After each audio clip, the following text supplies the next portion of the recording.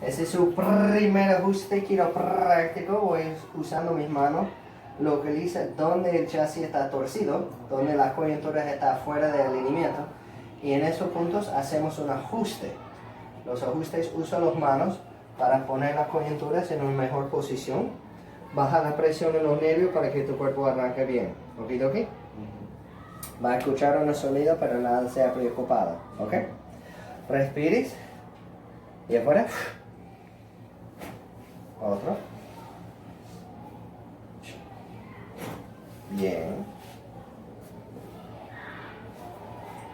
Doble las rodillas arriba. Respire. Y afuera. Sub.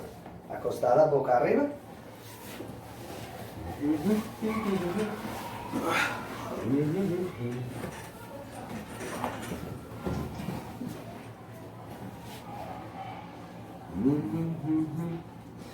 Ahora voy a jalar. No saca la lengua, no quiero que te mueras. ¿Ok?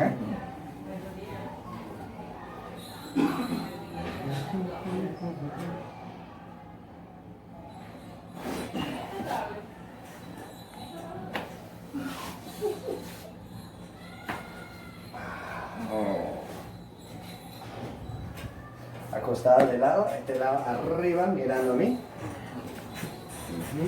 Very good. Mira arriba, voy a jalar aquí.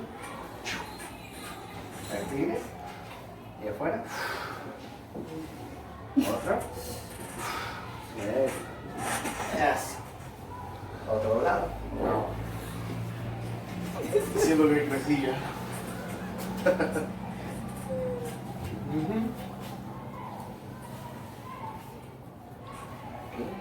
Por aquí, otro por acá. Respire. Y afuera, suelta. Ready. Listo, está listo. Último comentario para las cámaras. Oh, me siento más relajado que no. Qué bien.